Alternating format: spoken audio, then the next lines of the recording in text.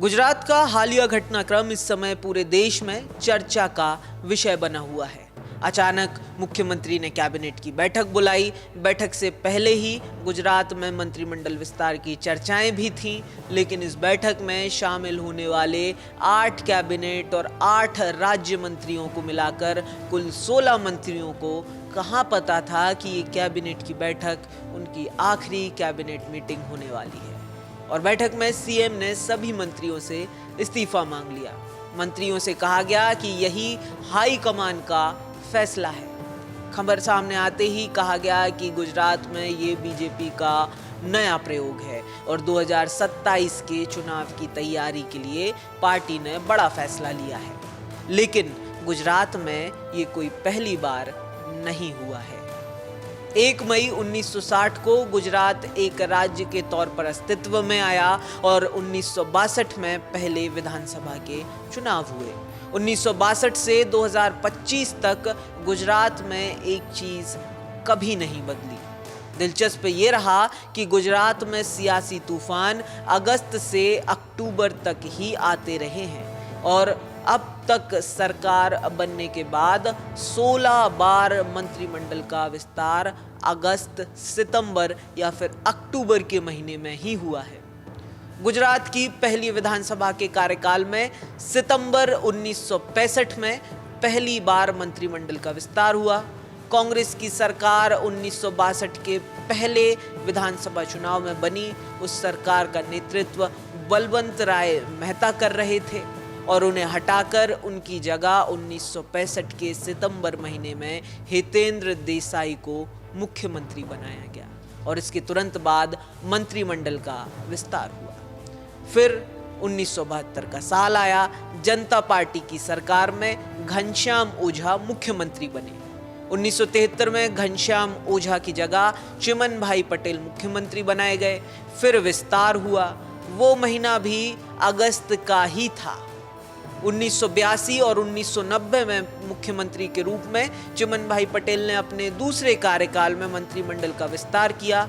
1990 में उन्होंने जनता दल और भारतीय जनता पार्टी गठबंधन के मुख्यमंत्री के तौर पर काम संभाला, तो गठबंधन टूटने के बाद भी कांग्रेस के समर्थन से पद पर बने रहे और 1994 तक मुख्यमंत्री रहे। 1982 का घटनाक्रम अगस्त तो 1990 का उलटफेर अक्टूबर में हुआ। फिर विधानसभा चुनाव हुए और पहली बार भाजपा से केशु भाई पटेल सीएम बने। अक्टूबर 1995 में केशु भाई पटेल की जगह सुरेश मेहता को मुख्यमंत्री बनाया गया। इसके साथ ही फिर से मंत्रिमंडल में बदलाव हुआ।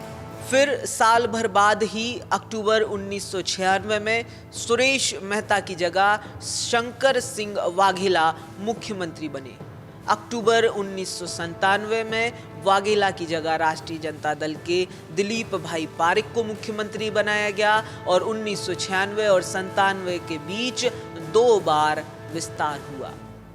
फिर मार्च 1998 दोबारा चुनाव के बाद केशु भाई पटेल मुख्यमंत्री बने और कुछ समय बाद मंत्रिमंडल का विस्तार हुआ। इसके बाद सियासी घटनाक्रम एक बार फिर 2001 के अक्टूबर महीने में तब बदला जब नरेंद्र मोदी ने मुख्यमंत्री का पद संभाला। साथ ही मंत्रिमंडल भी बदला गया। मोदी के मुख्यमंत्री रहते हुए 2003 और 2006 में भी मंत्रिमंडल विस्तार और बदलाव हुए। मोदी के सीएम रहते रहते ही अगस्त 2010 और सितंबर 2011 में मंत्रिमंडल में बदलाव हुए। फिर 2014 में मोदी प्रधानमंत्री बने, तब आनंदीबेन पटेल सीएम बनी। लेकिन 2016 के अगस्त महीने में आनंदीबेन पटेल का इस्तीफा हुआ और विजय रूपाणी मुख्यमंत्री बनाए गए और आनंदीबेन राज्यपाल के तौर पर सक्रिय राजनीति से दूर भेज दी गई। फिर सितंबर 2021 में रूपाणी की जगह भूपेंद्र पटेल नए नवेले कैबिनेट के साथ सीएम बने और अब फिर 2025 के अक्टूबर के महीने में ही पूरा का पूरा मंत्रिमंडल बदल दिया गया। गुजरात के इस अगस्त से अक्टूबर के बीच के सियासी तूफान का किसी को फायदा हुआ तो किसी का बड़ा नुकसान। किसी की राजनीति शीर्ष तक पहुंची तो किसी की वहीं खत्म हो गई। लेकिन ये गुजरात की राजनीति की एक रीत बन गई, जिससे सत्ता में चाहे पार्टी कोई भी आई हो, लेकिन तोड़ा किसी ने नहीं।